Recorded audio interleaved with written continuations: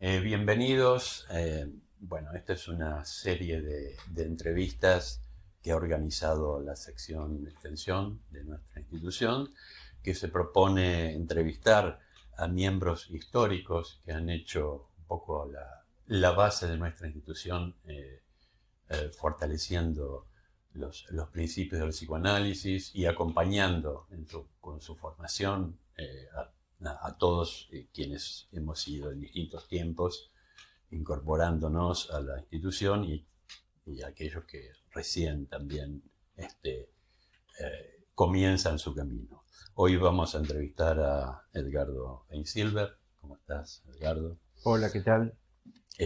Bueno, para iniciar, me parece que habría que ir a los principios, ¿no? Los principios, pero de los comienzos. Vos te incorporaste a Mayéutica en el año 1982, ¿no? ¿No es así? 81 creo que fue. Bueno, tengo el dato, bueno, Ah, sí, por un por año ahí, equivocado. estoy confundida. Está bien, no hay problema. Pero bueno, hubo un desarrollo, hubo todo un tiempo previo a ese encuentro, a esa llegada mayéutica, y yo te quería preguntar qué es lo que te inclinó por el psicoanálisis, ¿no? Desde el comienzo, toda esa primera etapa. Bueno, les cuento, para entender eso, por ahí sería importante un poco de mi historia, ¿no? Sí. Nosotros También. somos 5 hermanos, así que yo un poco me crié en la fraternidad, digamos, ¿no? Mi padre contador, eh, con la ilusión de que algún hijo heredara el estudio de él, ¿no? Ninguno de los 5 estuvo allá. Yo fui el único que intenté hacerlo y empecé a estudiar ciencias económicas. Llegué hasta tercer año y un día iba a la biblioteca de económicas y daban los libritos de publicidades de libros, ¿no? Entonces me siento a leer y empiezo a marcar y me doy cuenta de que yo todo lo que marcaba no tenía nada que ver con la contabilidad, que tenía que ver con la psicología, con el psicoanálisis. Sí. Entonces, un buen día, volviendo del club con mi padre, que me traía, yo vivía en Ramos Mejía, le dije que yo dudaba de que quería ser contador, que yo quería, esa era mi fantasía, por ahí la sigo teniendo, porque por ahí los fantasmas siguen, no sé, que yo quería ayudar a la gente. Entonces le dije que me iba a pasar a psicología. Esto era el año 66. El año 66. Mi padre, yo creo que si soy analista debe tener que ver con algo de él.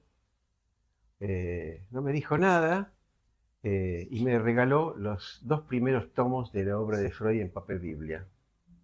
Yo me compré el tercero después, ¿no? Bueno, entonces mi problema fue entrar a psicología porque yo venía de un mundo, yo era muy memorioso, cosa que he perdido completamente, cada vez más, ¿no? Entonces, No parece. Se te escucha vamos a ver, muy es decir, lúcido. no, pero por ahí estoy inventando lo que te digo. Pues. Eh, y claro, digamos, el límite que yo tuve en económicas fue derecho de la mujer. Tenía que estudiar el Código Civil de la mujer, era insoportable y que yo hasta acá llegué, no puedo más. El problema que ir a psicología era dar cuenta de lo que entendías, no de lo que repetías. Yo tenía una hermana mayor, que era mi ídola, así que yo la imitaba en lo que podía.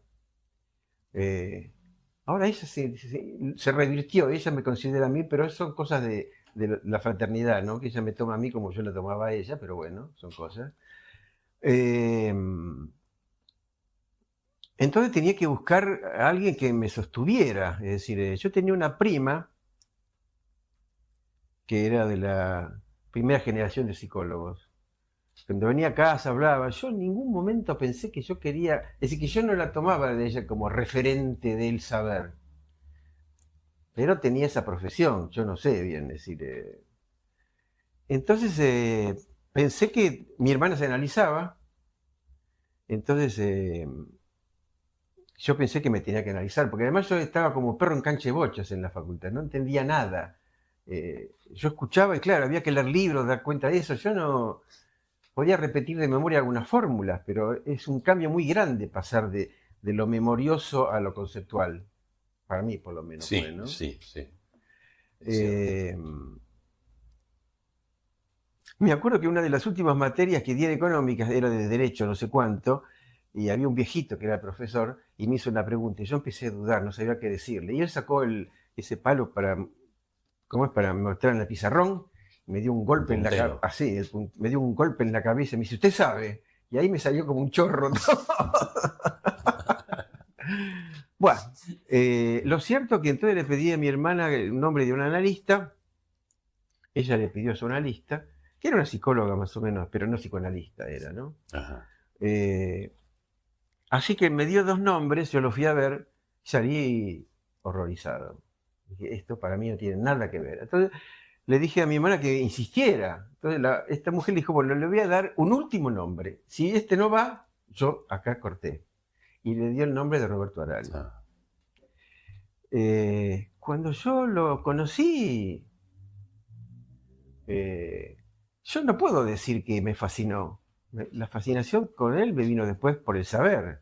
Pero es como haber encontrado la horma de tu zapato, no sé cómo sí. es. No había tu lugar para tu tía, ¿no? Eh, lo que me sigue como incógnita es qué es lo que me encantó de él, no qué me fascinó de él a mí en ese momento, ¿no? Pero no de fascinación así, de seducción. Resulta que mucho tiempo después yo me di cuenta que Harari se escribía con H. Sí, así es. Yo no Y que, sabía. Yo escribía sin H. Mi confusión entre el inglés y el francés, porque yo, digamos, en la facultad empecé a estudiar francés, pero yo, como buen chico, digamos, iba a la cultural inglesa, por supuesto. Entonces, para mí la H era una J. Y me acuerdo que a veces él me interpretaba, porque yo decía Daniel Hechter, y una vez se enojó y me dijo, Hechter, ¿no? Pero claro, yo confundí inglés con francés, ¿no? Y confundía Harari con Harari. Pero claro, yo, ¿por qué no lo llamaba Harari si fuese así? Mi mamá se llamaba Sara. Entonces seguramente él tenía una teoría respecto del nombre de tu analista, tiene que ver con vos de alguna manera. Lo podés pescar o no, ¿no? Bueno, Harari y Sara tienen que ver, yo qué sé, ¿no? Eh, Sara con H. no, Ah, Sara, Sara. mi mamá era paraguaya. Ajá. Entonces, entre la I, la Sara y la I, Harari, Sara I, ¿no? Mi mamá hablaba en guaraní con la muchacha en otra época, ¿no? Y, y yo, digamos, no tuve abuelos religiosos, pero mis abuelos paternos profesaban ir al templo el día del perdón, el día del Año Nuevo, yo qué sé, bueno, y yo iba, pero nunca, y más todavía, ¿no? Yo me casé con una mujer de origen católico y ella sabe más de judaísmo que yo, no me puede entrar. Y el último choque fue, yo tenía un primo que era muy sinvergüenza, y, y, y entonces un día decidimos ir a un shil. Shil es el templo judío. Sí. Y entonces cuando fuimos a ver, y nos hicieron pasar adelante. Y cuando yo escuché cómo hablaban en hebreo, tuve un descontrol de hilaridad, pero feo, ¿no? Y me echaron, por supuesto. Así fue. Y así fue, ¿no? Y se fue la última Ya. vez que fui a un templo, y yo creo que tiene que ver con la I del Saraí, ¿no? Porque la I es una manera de, por ejemplo, el barrio cheto de Asunción se llama Surubí I, no es Surubí. Siempre me pregunté qué tendría que ver el guaraní con el hebreo, pero bueno, son cosas que me quedaron pendientes. Eh, Pero eso quedó como una incógnita. Toda la ¿Qué tiene vida, que yo ver? me sigo Ah, pensando, ¿no? ¿Por qué tengo ese ataque de hilaridad? ¿Por qué la I? Y ahora que te lo digo, nunca me había dado cuenta que Harari tiene la I A pesar de que un paciente me dijo que el barrio de Asunción Cheto se llama Surubí, no, me dijo que se llamaba Surubí. Surubí. Entonces, con los narradores, de mi mujer es narradora, había un paraguayo, y che, digo, contame un poco de Surubí. Surubí, me dice, ese barrio, Surubí. Y ahora que te lo cuento, me di cuenta que por ahí he avanzado algo en el descubrimiento de mi inconsciente primitivo. Bueno, puede ser, ¿no? Sí, qué entramado además de lenguas, ¿no? Sí, Que trae todo esto sí. que vos estás Porque el planteando guaraní al comienzo. nunca entendí una palabra yo. Y creo que tiene que Pero tu ver. madre lo hablaba. Sí, mi madre es paraguaya. Por Era eso, paraguaya. por eso. Pero digo, este pasaje de económicas a psicología, de la repetición de memoria a la comprensión, ¿no? Era como escuchar guaraní, porque no entendía nada. Se hablaba y te dejaban ir con los libros, yo qué sé, vos tenías que dar cuenta de lo que estabas leyendo, ¿no? Me costó un poco. Pero bueno, es decir, yo empecé mi análisis en el año 66 Ah, y me recibí en el 71. Y no sé por qué, digamos, me enganché con Freud. De entrada me enganché con Freud, ¿no? Yo era un lector, imagínate que no había computadoras, así que yo me pasaba leyendo a la mitad del día Freud. Tanto es así que el doctorado que lo hice en El Salvador fue sobre psicoanálisis de niños. sí. Mi segundo libro, que es la interpretación, tiene un capítulo bastante extenso sobre la técnica de Freud en psicoanálisis de niños. Y yo solo lo saqué leyendo Freud, porque no podías, ¿no? Es decir, los pocos. Freud tenía niños pacientes y él era consultor de un servicio de niños al principio, no solamente de neurólogo, ¿no? Yo creo que sería para ganarse la vida, no sé. Bueno. Eh, y bueno, y ahí, digamos, en el año 69 empecé a ser ayudante de psicología. Ahora no me sale el nombre de la profesora. Bueno, En la UBA. en la UBA, Ah, claro. Y bueno, ella terminó pidiendo que yo le escribiera los textos. Y yo hacía eso, ¿no? Terminé como jefe de trabajos prácticos hasta que la cátedra desapareció. Eh, Era una cátedra interesante porque lo teníamos a. Ya me va a salir el nombre de ella, ¿no? Era una de las viejas psicólogas. No podía con nosotros. Nosotros éramos el grupo que después fue lacaniano, yo qué sé, ¿no? Entonces lo contratamos a Yankelevich, que nos hacía leer a Freud en alemán, que él nos explicaba, más allá de Strachey, ¿no? ajá. Él Eh, lo leía del alemán directamente, Claro, claro, ¿no? Entonces imagínate, traduciéndolo. lo que era ese grupo era un grupo de efervescencia, yo qué sé, ¿no? Eh, y después lo invitamos a Malamud que nos diera una clase sobre eh, eh, materialismo histórico. Nosotros enseñábamos Mao y Freud en esa En época, esa época era así. claro, ¿no? Ujú. Así que bueno, me acuerdo de mi examen con Ostrov, que fue muy parecido al profesor este que te contaba de Derecho de la Mujer. Yo estaba con él como si estuviera ante el representante de Freud, no sé qué decirte. Eh, y él, bueno, me hacía preguntas y yo pensaba y le contestaba, ¿no? Tanto es así que después entré en su cátedra y estuve como en la cátedra de él como, no sé, muchos años, hasta que un buen día la adjunta me llamó y me dijo que Ostrov quería que yo fuera su adjunto. Fue un escándalo de proporciones, porque la cátedra ya estaba armada, le faltaban 3 ayudantes y yo entré sin concurso interno. Ajá. Y de golpe, después de muchos años, estaba Curel, que era que fue el decano de la facultad, estaban mis amigos de la EOL, después de la EOL, de todos los lugares, y de golpe, digamos, Faisib, la adjunta de Ostrov, fue una cosa tremenda. Eh, pero bueno, ¿Y qué consecuencias o resonancias tuvo ese escándalo? Mira, a ellos les salió bien, porque resulta que desgraciadamente, para el psicoanálisis y para la Argentina, Harari, después de estar como profesor en El Salvador, que le habían dado mucho lugar, hasta que vino un ministro de enseñanza que puso como condición que lo rajaran a Harari de El Salvador. Entonces él se metió en la cátedra, en el concurso de psicoanálisis, porque en ese entonces había un solo psicoanálisis. Después hubo psicoanálisis 1 y psicoanálisis 2, y después fue el 2 dividido por franceses, yo qué sé. Yo había tomado la francesa, la psicoanálisis 2, ¿no? Y entonces se presentó Harari al concurso. Estaba Navadi, estaba Cosentino, estaba Abenburg,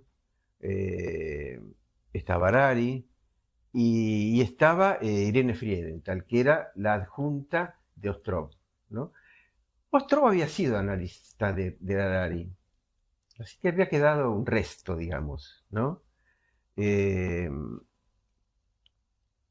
entonces Harari tuvo la idea de poner una objeción al jurado, que Ostrov no podía ser jurado de su adjunta, cosa obvia.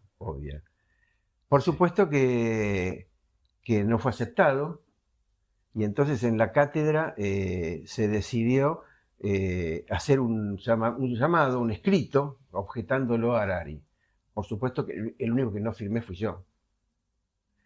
Y siendo el adjunto, ese fin de año, después de todo esto, me llaman y me preguntan si quiero dar un seminario. Ajá. Yo entendí perfectamente el mensaje. Fue la última vez que estuve en la cátedra, ni siquiera hubo despedida. Esa fue la despedida. Preguntarme si yo quería dar un seminario, siendo yo el adjunto.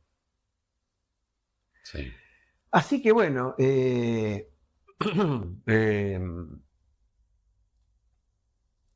¿Eso en qué año fue? ya empezamos con los problemas. Lo que me Bueno, acuerdo de eso, que un aproximadamente. amigo mío que era maeso, que después se metió en la EOL, éramos muy amigos. Yo era amigo de mucha de la gente que estaba en la clínica de Díaz Vélez, que estaban los primeros lacanianos. Estaba Isidoro, Cosentino, Vaz, Nepomiachi, varios, más uno que se fue a España, que no sé por qué no me sale el nombre, pero que era mi amigo, ¿no? Maestro era uno de esos, y un día me encuentro con él en la calle y me dice: Edgardo, yo sé que vos lo vas a guardar, te quiero dar una copia de un documento hecho por una escribana del cierre del concurso de psicoanalítica de la facultad.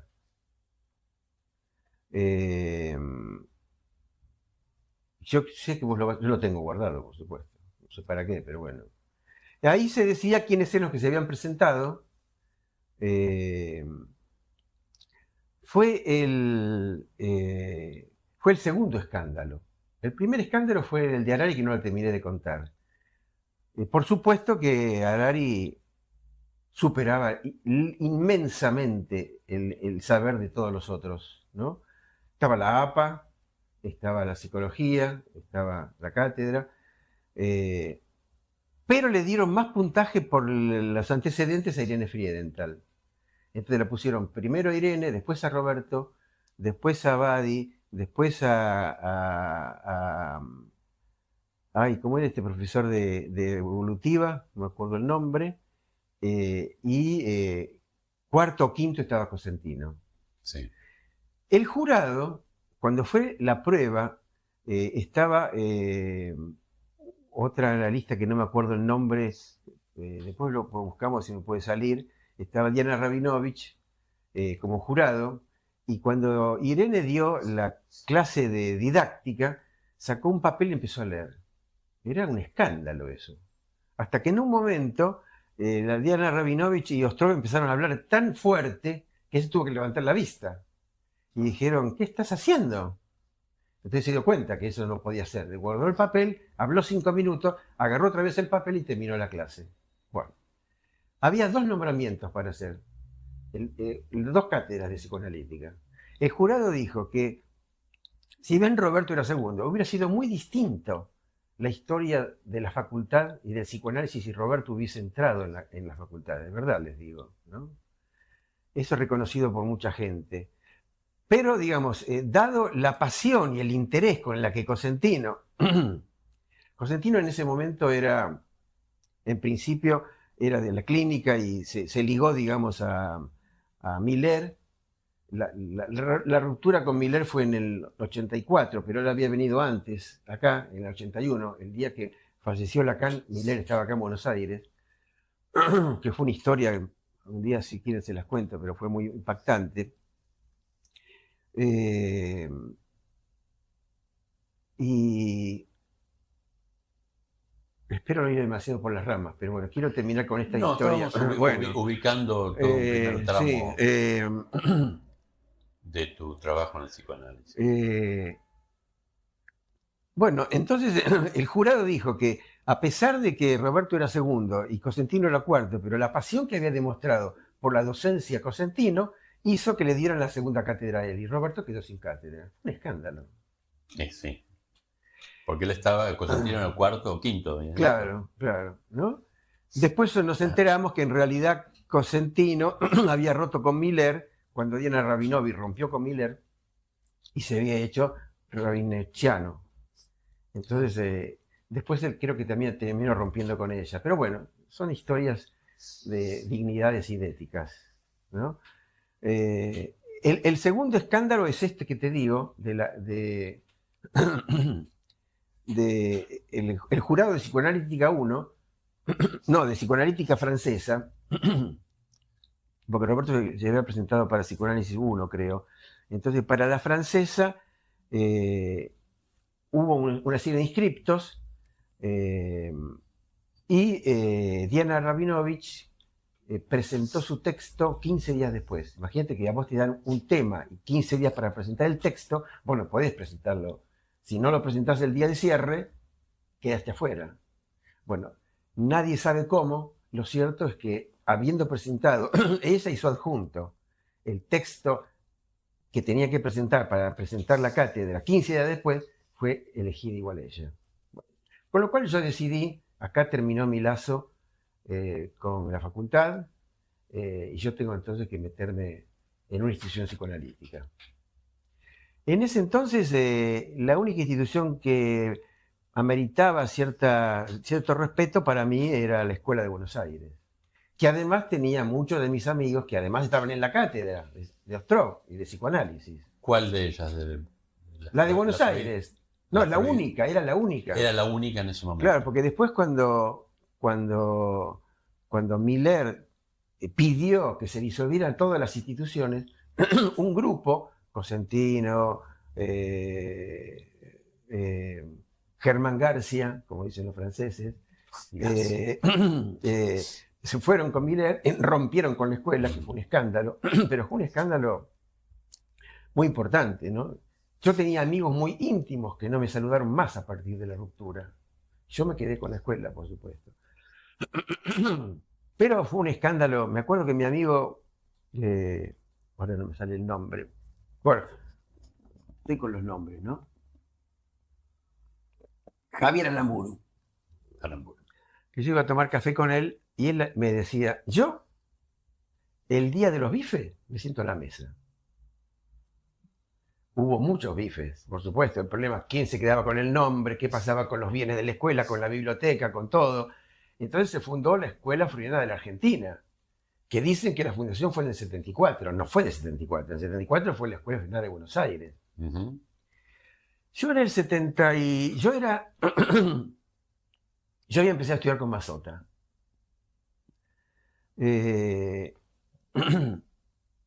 Mazzotta, no sé bien por qué había visto en mí porque yo no era ningún técnico, yo no era ni filósofo, ni lingüista, ni nada, era clínico. Entonces Mazzotta me había tomado de clínico y me pedía que yo le controle sus casos porque se le iban los pacientes. Yo estudié con él un tiempo hasta que me fui, no me pude aguantar. ¿Qué es lo que yo no me pude aguantar de Mazzotta? A mí no me importaba que se tomara una botella de ginebra por clase. Lo que yo no pude soportar de Mazzotta, que él, para dar clases, se sacaba los audífonos, porque él era muy sordo. Entonces yo decía, ¿a quién le habla? Y yo que soy un clínico, ¿a quién le habla? ¿De qué está hablando? ¿A quién le habla? Entonces decidí terminar con él, me fui a estudiar con Machi, aguanté 6 meses con Machi. Y entonces decidí presentarme en, digamos, Mazzotta creó la escuela en el 74 con sus antiguos discípulos. En el 75 con los segundos discípulos. Y en el 76 con los terceros discípulos. Ahí me presenté yo. Nos presentamos 42 y entramos 7. Era brava la entrada, ¿no? Liquidaban a la gente. Yo tuve 2 entrevistas para entrar. Una con Isidoro Beck y una con Germán García. Con Isidoro Beck fueron una hora, donde yo le presenté una carta porque quería entrar, él la leyó, y la entrevista con él fue 45 minutos que me explicó lo que era la escuela. Esa fue mi entrevista con Isidoro Beck. Con Germán García, cuando tenía el estudio ahí en Santa Fe y Coronel Díaz, fue una pelea abierta de 1 hora y media. Yo no entendía por qué. Él me quería matar. Él no entendía por qué yo quería entrar a la escuela. ¿Por qué yo quería entrar a la escuela? Porque están mis amigos, porque están mis referentes, porque están los que yo pienso que saben. Y él decía que yo quería hacer de la escuela una escuelita. No le parecía que tus motivos eran... Claro, ¿no? Sí, me costó mucho tiempo entender eso, ¿no? Eso de hacer de la escuela una escuelita. ¿Cómo querés entrar a un lugar porque están los que saben? Entonces, ¿vos qué sos? Y soy un alumno, no sé, que son mis amigos. Buah. Lo cierto es que yo creí que no iba a entrar. Y a los como 3, 4 meses me recibo la carta de que fui miembro de la escuela. Así que yo fui el primer miembro de la escuela, de la primera entrada, esos 7 que entramos de los 42, José Suberman, toda la gente entró después.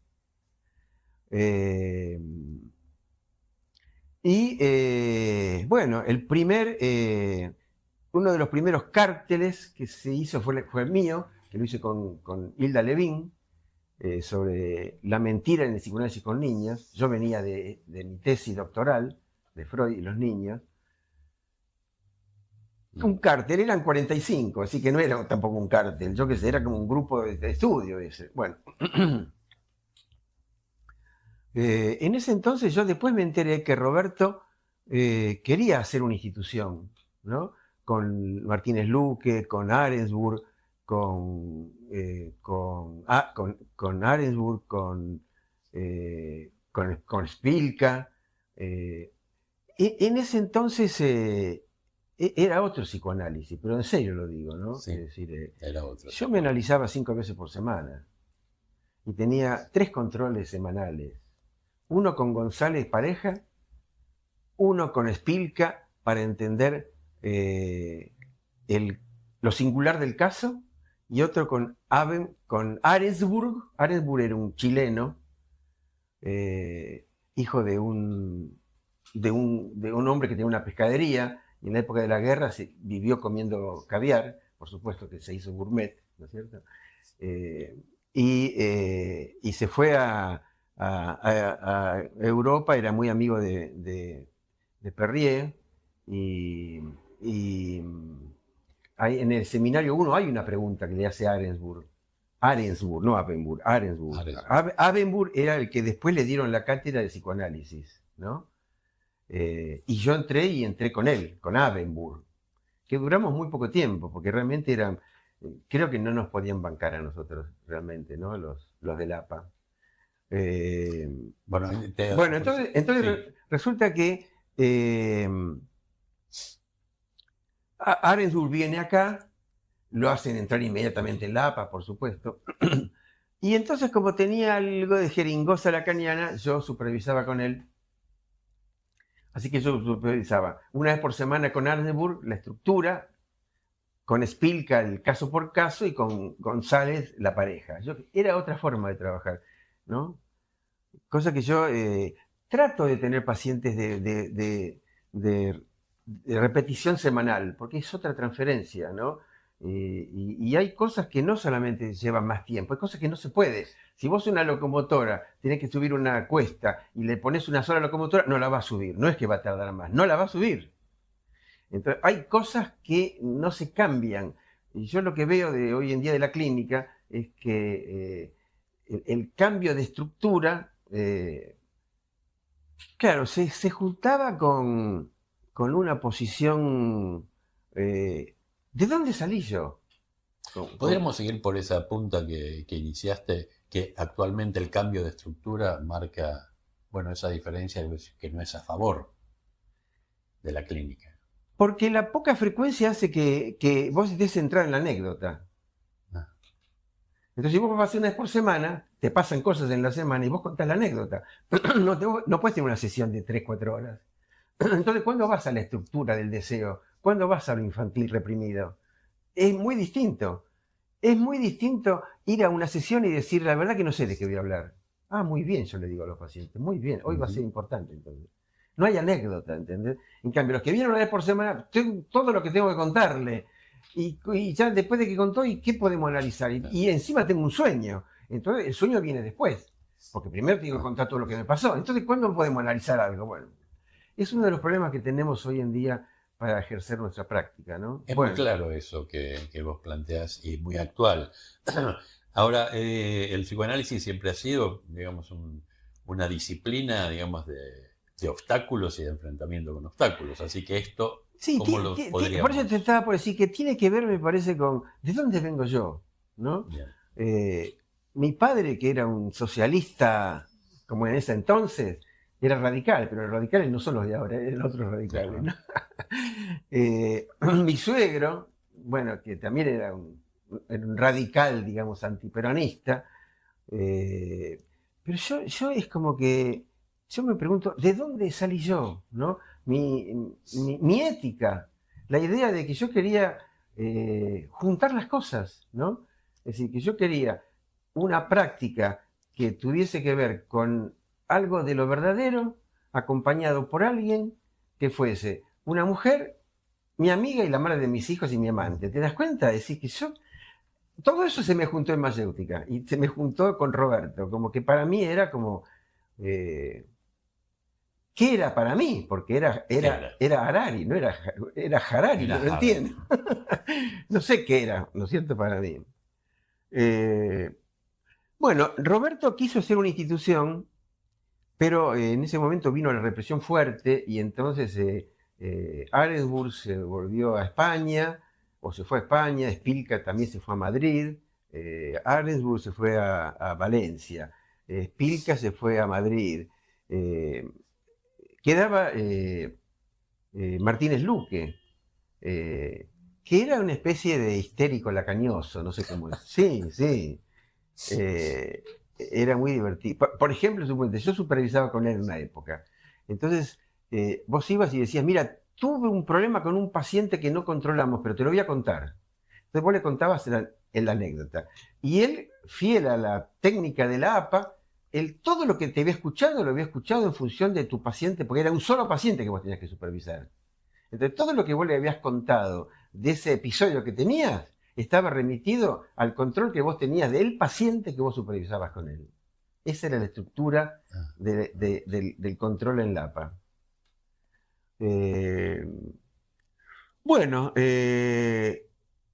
así que yo entré en la escuela, hice el primer cártel, presenté mi primer trabajo, que fue un escándalo. ¿Por qué fue un escándalo? Un escándalo porque yo llevé mi experiencia. Pues, imagínate que esa gente, no sé cuánto análisis tenía. Eran muy sabios, pero de teoría y de clínica, no sé, ¿no? Entonces, mi primer trabajo, que fue un escándalo, fue la interpretación de la transferencia, que sigue siendo. Porque como siguen leyendo poco, me parece a mí, y pensando poco, y vos le decís a alguien, la transferencia se interpreta, te van a decir, vos no sos lacaniano. No, vos no sos lacaniano. ¿No? Yo soy freudiano y lacaniano. Me costó mucho reconocer a Freud, porque en el año 2001, cuando fuimos a la segunda interinstitucional en París, lo invitamos a Luch, que dijo que era la única y última vez que venía, porque nosotros no sabíamos nada, porque creíamos que había Freud y Lacan. Y yo como un pichón lo creí, y entonces yo pensé que yo era lacaniano. Después cuando me di cuenta que ni todo Lacan es Freud, ni Freud está todo desarrollado en Lacan, que somos freudianos y lacanianos, ¿no? Bueno, entonces, ¿qué es lo que me está pasando ahora últimamente, ¿no? Es decir, que en este momento estoy como volviendo a leer a Freud y me doy cuenta de dónde salen las ideas de Lacan, de dónde salen del torbellino de pensamiento de Freud y de tantas cosas que decía Freud que no estuvieron desarrolladas. Bueno, lo cierto es que entonces lo de Harari no pudo ser como institución. A él le pareció bien que yo fuera a la escuela. Yo con mi fantasía de conjunto y de ética, de dignidad ética, yo siempre pensé que yo iba a la escuela porque era como ir a la Sorbonne, más o menos, ¿no? Que yo hacía mi formación y después, cuando yo tuve la suficiente formación, yo quería hacer mi didáctico, digamos. Entonces me fui de la escuela en el año 81, a principios del 81, volvimos de las vacaciones y presenté mi renuncia, así que estuve 5 años. Y entonces yo decidí que yo quería hacer una experiencia, tal vez impactado por ciertas cosas que decían algunos franceses, la Dolto, yo qué sé. Entonces fui a Escobar, mi mujer es de Escobar. Y entonces fui al hospital a ver si yo tenía que ver a una doctora y me encontré con Lidia Sausto. Lidia Sausto en ese entonces era una estudiante, no podía terminar la carrera. Que había sido, creo que había sido alumna mía, porque yo era docente de psicoanalítica, ¿no? Y me pasaba como ayudante lo que me pasó siempre, digamos, ¿no? Es decir, que los que me conocen o me aman o me odian, es así, ¿viste? Es decir, que o se quedan conmigo muchos años o piensan de que yo estoy en otra, en lo que hablo. Pero bueno, yo a veces también pienso eso de mí, pero bueno, trato cada vez más trato de explicar lo que digo, ¿no? Que no son las fórmulas que se repiten. Bueno, y entonces ella me llevó a esta doctora, y resulta que en lo que ahora es la municipalidad funcionaba el centro de maternidad. Entonces me aceptaron y yo puse psicólogo sábado a la mañana, tenía como 40 pacientes por mañana, y entonces empecé a trabajar ahí y yo renuncié a la escuela. Entonces yo dije, a mí la escuela me está llevando a ser un filósofo. ¿Te referís? Estamos hablando de Buenos Aires. No, pero del año 81. Claro. No, antes, sí, estamos en 81. Bien. A eso dije yo que voy a ser un filósofo. Yo no quiero ni puedo ser un filósofo psicoanalítico. Entonces iba a Escobar los sábados a la mañana hasta que de golpe me empezaron a pedir turnos en Escobar. Entonces Lidia me dijo que por qué no atendía en su casa. Ella todavía no. Entonces yo le ayudé a pintar el consultorio con algunos trastos que tenía mi mujer de su padre, que era un artesano, hicimos el consultorio y empecé a atender ahí. Y entonces en los intervalos entre paciente y paciente le empecé a explicar problemas a Lidia. Lidia en 2 años se recibió de psicóloga. Y entonces, lo que es la transferencia. Lo que es la transferencia, exactamente. Y entonces me pidió que por qué no les enseñaba Freud y Lacan. Entonces armamos un grupo con los psicólogos primeros de Escobar, eran 5 o 6. Así que yo a la tarde terminaba de atender, de enseñarle a Lidia y daba el grupo. Entonces dijeron que ¿por qué no armamos el servicio de psicopatología en el hospital? Dije, bueno, entonces con Lidia armamos el servicio de psicopatología del hospital de Escobar. Bárbaro. Entonces ya había una tercera cosa para discutir. ¿Y por qué no armamos el colegio de psicólogos de Escobar? Dije, bueno, dale. Entonces ya eran 4 cosas. Entonces me dijeron, ¿y por qué no armamos el colegio de psicólogos de Escobar y Pilar? Ya era demasiado porque no había la ruta panamericana. Yo tenía que volver de noche, yo tenía 2 chiquitos. ¿Vos sabés lo que era la ruta panamericana de noche con la niebla? Yo dije, ¿qué estoy haciendo acá? Así que como Pancho López, todo me duró 8 meses. En 8 meses pasó todo esto que te cuento. Hasta que decidí, me salió una cátedra de psicopatología en el colegio de psicólogos. Y como siempre yo, digamos, tenía la idea de que si yo estaba en una institución, era por lo que me podía dar la institución, pero me podía dar en función de lo que yo le daba a la institución. Ahí salió Mara Mussolino. Mara Mussolino me conoció en psicólogo, se enganchó con mi discurso y por eso entró Y ya nos vamos Mayéutica. acercando temporalmente a Mayéutica. A Mayéutica, claro. Entonces,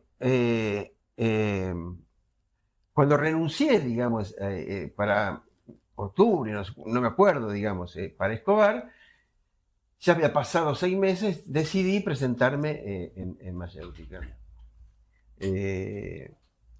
Dije, bueno, si yo quiero ser mi didáctico, me acuerdo que Kowalowski, que era el presidente, me hizo una entrevista y dijo, ¿por qué te vas de la escuela, no? ¿Te peleaste con alguno?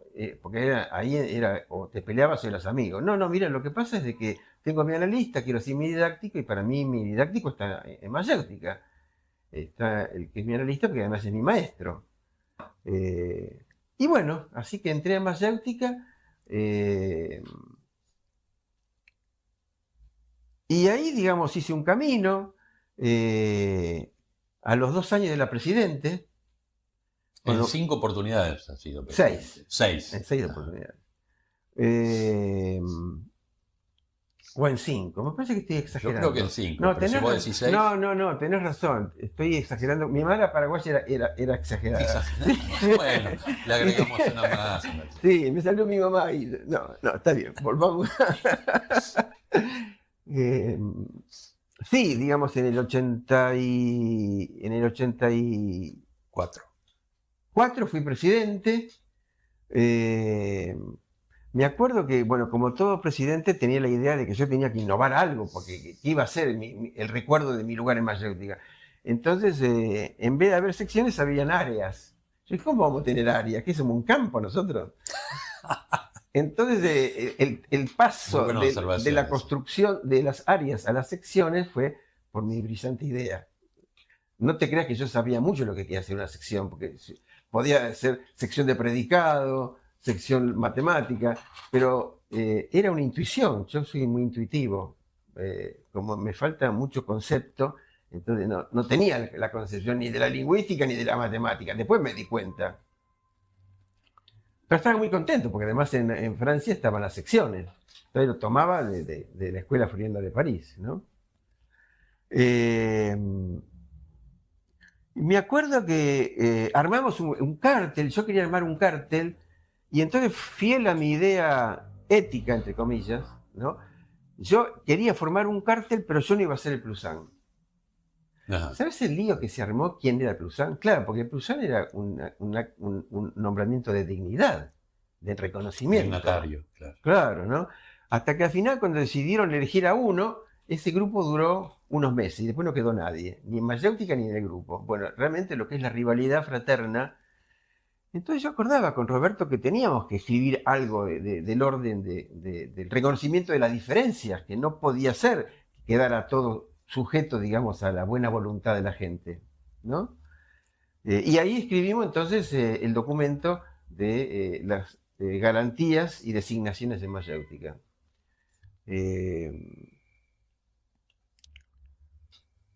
Mi segunda presidencia fue bastante escandalosa, porque era el momento en que Miller presionó a la gente para renunciar y la condición era renunciar a la institución para armar la EOL, ¿no?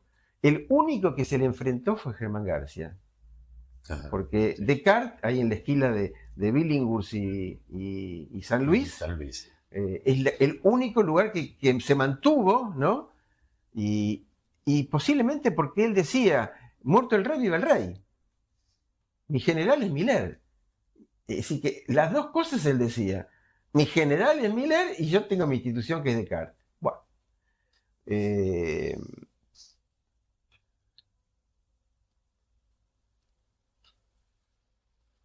Había una anécdota que tal vez parece secundaria, pero uno entiende las cosas después a veces, ¿no? Quería agregar algo que, por lo que vos decís, en tu primera presidencia entonces se sentaron las bases de lo que... lo que es la actual, de la actual Mayéutica. La actual estructura. Claro, los cárteles. Exactamente. Las secciones, las dos cosas, eran cárteles y secciones. Sí. Pero en la segunda presidencia, que seguramente para muchos no les cayó bien, porque ¿cómo va a ser otra vez presidente este? ¿Qué es? ¿No? ¿Es el hijo directo de Roberto? Y por ahí lo era. Yo qué sé. Tampoco uno puede ser tan ignorante de decir yo lo hacía de puro corazón. No, yo tenía un interés. Algún narcisismo tendría, alguna idea de conveniencia tenía. Pero además estaba la ética, es decir, que yo no iba, digamos, a ser el dueño de Mayéutica, ¿no? Como algunos que se separaban de las escuelas y armaban su propia escuela, como amigos míos, que se iban de la escuela de Buenos Aires y armaron su escuela. Bueno, yo eso no, nunca me atreví, tal vez por mi obsesividad, tal vez porque nunca me animé a tanto, pero bueno, yo qué sé. Y tal vez porque necesitaba la presencia del maestro, porque yo nunca me sentí un maestro. Por eso cuando me nombran en Mayéutica maestro me parece muy bien, aunque no sé bien qué quiere decir, pero bueno, es una idea importante, ¿no? De que yo lo que veo que en Mayéutica lo que se ha propiciado es el crecimiento de mucha gente, ¿no? Y que vos tenés que soportar, ¿no? Que te van corriendo del lugar del maestro, porque donde hay un maestro, como decía nuestro querido amigo Alberto Franco, donde hay maestro hay maestros. Que vos tenías que trabajo con él, siempre me acuerdo de eso, que vos tenías mucha transferencia con él. Así es. Sí. Con respecto a los maestros, me parece muy interesante esto que decís, porque lo que estás diciendo, de alguna manera, que más allá, digamos, del lugar destacado maestro, donde hay un lugar de maestro, también hay cierto empuje de desalojo, por decirlo de alguna manera. Sí, de crecimiento, pero ¿hasta dónde vos te vas a atrever a crecer sin desalojar? Claro. Bueno, ese era mi problema, sí. Pero eso por mi estructura psíquica, digamos. Yo no quiero decir que toda la gente haga eso, no sé, puede ser. No ha pasado eso, ¿no? Es decir, hubo gente que ha crecido en Mayéutica y que hacía de Mayéutica su negocio, que no llevaba el negocio. Yo nunca pensé que podía hacer algo que no fuera para Mayéutica. Y entonces Roberto decía, el problema no es que te va a dar Mayéutica, ¿qué le das vos a Mayéutica? Bueno, había gente que lo tomaba Roberto de maestro, que era de Mayéutica, pero Mayéutica era su negocio, le daban muy poco o nada a Mayéutica, cosa que me parece que sigue siendo un poco para algunos. Algunos dicen, mi amiga Diana dice que yo soy el último de los románticos. Puede ser. De que... ¿Y cuál sería la característica de ese romanticismo? El amor eterno. De los últimos, el amor eterno. Ajá. Y ¿no? La no renuncia, además. Y la no renuncia, amor. Claro. Y en ese sentido yo, digamos, lo seguía a mi maestro Harari, ¿no? Es decir, que vos le decís a la gente el amor eterno al padre y te dicen, ¿qué hijito que sos vos? No, querido, estás confundiendo papá con padre. Lacan lo que decía, que nuestra posición es el amor eterno al padre, no al papi. Tenés que ir más allá de los nombres del padre. Ir más allá del papá, pero no más allá, ¿no? Como el otro día me decía un analista en un grupo, me decía, porque el fin de análisis consiste en la destitución del analista. ¿Cómo le digo? ¿De dónde sacaste eso? ¿Cómo destitución de ¿Vos destituiste alguna vez a tu papá? ¿Destituiste alguna vez a tu mamá? Vos destituís al analista del lugar de semblante en el discurso analítico. Pero no que destituís al analista, nunca deja ser tu analista. Como una vez me decía Roberto, que además yo era amigo de él, pero amigo no en el sentido de las intimidades, ¿no? Amigo de las ideas. Yo creo que él me quiso a mí porque yo era amigo de las ideas, ¿no? Él decía, cuando estábamos en San Luis todavía, ¿no? Y teníamos la escalera para subir a San Luis. Decía, cuando vos te encontrás con tu analista, tropezás y te caes. Y es una observación pequeña, pero material, ¿no? Es decir, el encuentro con tu analista implica, puede ser tu amigo, tu maestro, pero además con algo de real, en lo real que tiene el analista, ¿no? Entonces, lo mejor que te puede hacer, pasar es tropezarte, no romperte la pata, por supuesto. Bueno, así que... peculiaridad del psicoanálisis, ¿no? Donde el tropiezo ha de ser la única disciplina en donde el tropiezo se anota como algo del orden del haber, ¿no? Exactamente. La ciencia, digamos, claro. Pues un tropiezo, es un error. Y ese es uno de los problemas teóricos, ¿no? Las malditas maneras como tiene Lacan de nombrar eso. Mabébou, la mépris.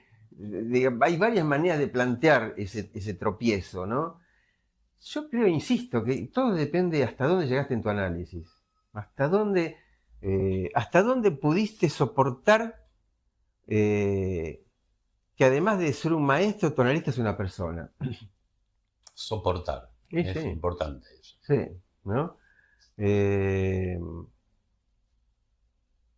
Por ejemplo, yo una de las cosas que estoy pensando últimamente, que no sé si lo voy a desarrollar en el seminario que me pidieron que empiece en marzo, en Mayéutica, que yo dije que no es un seminario, porque un seminario no puede ser de 3 clases. Es cierto. Hay un problema en Coincido. Mayéutica de crecimiento de la gente y un poco espacio. O que tengas que armar otro espacio, como hizo Alberto Franco, que hizo un viernes, ¿te acordás que era? Ujú. Para romper la idea del único espacio. Eh, ¿por qué te estaba contando esto? Estábamos con la historia de Mayéutica, de qué pasó con mi segunda presidencia. Estábamos en tu segunda presidencia. Ahí, digamos, Miller empezó a ofrecer. Y había un analista, que era mi amigo además, él decía que íbamos a ser amigos toda la vida. Parece que no pudo ser. Después se murió, pobrecito. Bueno, No, por eso tampoco puedo ser. no, ya no éramos amigos. Ya no era. Pero no había posibilidad de vuelta no atrás. pongamos nombres, ¿no? Más allá de Está los bien. nombres. Le ofreció un cargo y un lugar. Y entonces él se fueron 2 o 3 grupos de Mayéutica. Quedamos limitados a más de la mitad. Ujú. Entonces, en ese momento, que era me faltaban unos meses, como Alfonsín, para terminar la segunda presidencia, explotó, Mayéutica explotó, y entonces la única solución era que Harari fuera de nuevo el presidente. Y Harari aceptó con la condición que iba a durar solo un año. Así que si los estatutos decían 2 años, él aceptaba con la condición que fuese un año.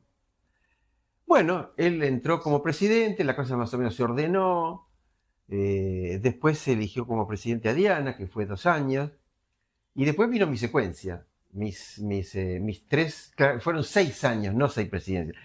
2, 2 y 2, ¿no? Es decir, las 2 primeras estaban legalizadas por el estatuto y la tercera, como ya Roberto veía que algo pasaba con él decidió que yo tenía que ser presidente otra vez más.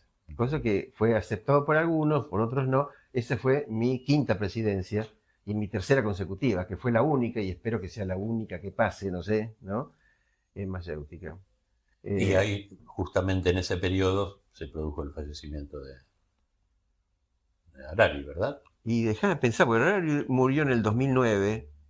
Y la última tuya fue el 8. 2008 al 10. Claro, Claro, claro. Es así, entonces. sí. Entonces que no puedo... Entiendo que sí. Me acuerdo cuando fue el velorio de Roberto, una miembro de Mayéutica, Rosa Sánchez, me vio en la puerta y me dijo, Edgardo, tenés que subir. Bueno, sí que yo voy a subir. Tenés que llorar. No, yo ni subir ni llorar. Posiblemente no terminaba de hacer el duelo, no sé bien, ¿no? Qué enfática, ¿sí? Tenés que subir, Sí, bueno, tenés que llorar. sí, sí. Está bien, yo qué sé, está bien. Es decir, a mí me costó mucho llorar por la muerte de Roberto. No todo llanto es el de las lágrimas, ¿no? No, pero a veces las lágrimas son lágrimas. Sí, es cierto. Bueno, y entonces, bueno, ya te conté esta historia. Después, Roberto, con su relación con la política, ¿cómo se llamaba el que era miembro de Mayéutica, que fue el diputado? Que fue Eh, diputado. sí, el que era también escritor. Pacho O'Donnell. Ah, Pacho O'Donnell. Pacho O'Donnell era miembro de Mayéutica. Y entonces Roberto inventó el Centro de Extensión Psicoanalítica del Centro Cultural San Martín, donde él era el coordinador y había como 10 asesores de ese, o miembros de la comisión directiva, ¿no? Y la condición que le había puesto Pacho era algo así como que no fuese una sola institución. Entonces Roberto invitó a gente no había muchos lugares, pero de la Escuela de Buenos Aires, no había todavía Escuela de la Argentina, de la Escuela del APA, ¿no? ¿Esa fue una primera apertura Esa fue una primera institucional? apertura mundial, porque era la Ah, primera vez que se armaban conjuntos de interlocución de analistas de distintas instituciones. mm, Porque como decía eh, un argentino, decía que éramos la cultura de las catacumbas, ¿no? Como que cada institución era como una cosa soterrada, subterránea, secreta, digamos, ¿no? Eh, Me acuerdo, por ejemplo, que yo era amigo de Chamorro, que es el jefe, me parece, de los milerianos de Buenos Aires, ¿no? Y él sí. tenía su novia y salíamos de una reunión de la escuela y decidimos acompañarla con el auto a la casa y nos para la cara. Abajo todos, contra la pared. Dije, acá sonamos, ¿no? Y él se separó y dijo, yo soy Chamorro, y ahí todos volvimos a los autos. Ah, sí. Sí, fue la única vez que me detuvo la policía. Gracias a Chamorro me salvé, yo qué Ah, sé. pero te detuvo, pero quedó ahí. Sí, contra la pared Contra y la viste. pared. No, no pasó de estar contra No, la pared. bueno. Eh, entonces, a partir de la experiencia del Centro Cultural, cuando renunció Torres, que era el director del San Martín, Roberto Porética también decidió renunciar y nos fuimos todos. Pero esto ya era el año 88, me parece. Ya no me acuerdo bien. Pero entonces, por la transferencia que tenía Roberto con Pacho O'Donnell, le ofrecieron la coordinación del Centro de Extensión Psicoanalítica en La Recoleta. Del cual vos también fuiste coordinador. Fui el coordinador. Entonces, Roberto lo aceptó, pero ahí le salió unos seminarios que tenían que dar en Australia. Entonces Roberto me pidió dos cosas, que yo fuera a China, porque él no podía ir, y que yo asumiera el lugar de coordinador. Estábamos con analistas de la APA, con analistas de la Escuela de Buenos Aires, y yo fiel a mi idea, ¿no?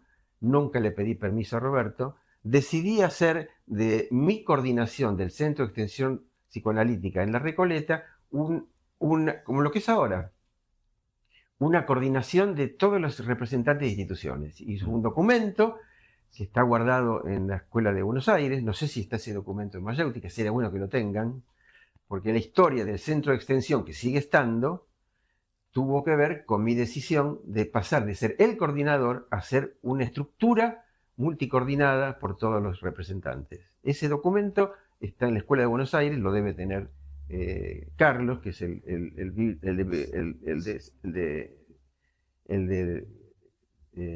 coordinador de la cuestión de las letras de la escuela. Ajá. Eh, Quien se ocupa de la biblioteca. claro. Entonces, en el año 85, por una amistad entre Roberto e Isidoro Bej,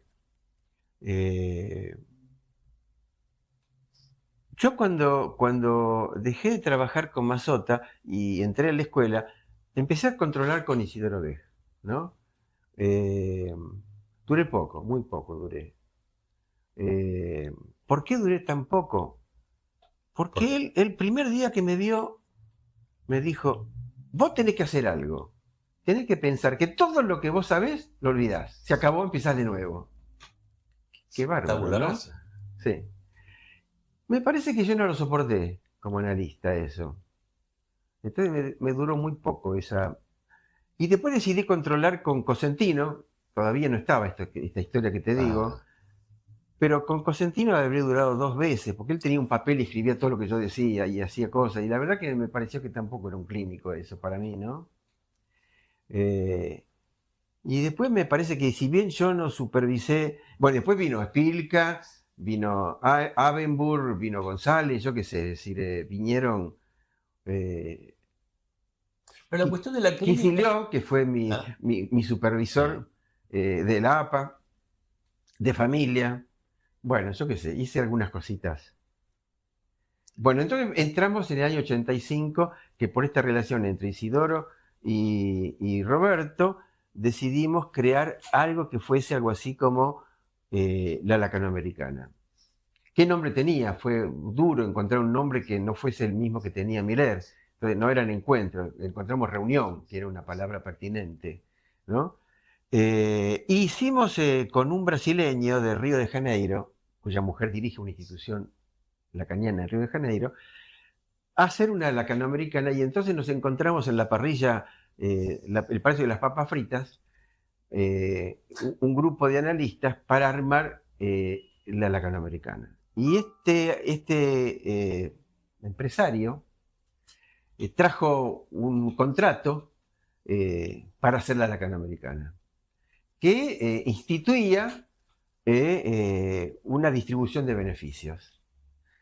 Por supuesto que no llegamos a ningún acuerdo, seguimos avanzando y decidimos entonces, con la alianza con la gente de Montevideo, con Ratín, con Pura, que no pudo viajar, pero Pura Cancina y otra gente, decidimos hacer un encuentro primero para, cuando ya teníamos el nombre y la estructura, nos reuníamos en Mayéutica, por ejemplo, y se armaron 3 documentos. ¿Vos tenés los 3 documentos constituyentes del Aracano? Los tengo. Bueno, como verás, había un proyecto muy amplio que por cuestiones políticas no se cumplió, porque la idea era hacer conferencias, intervenir en actividades de instituciones.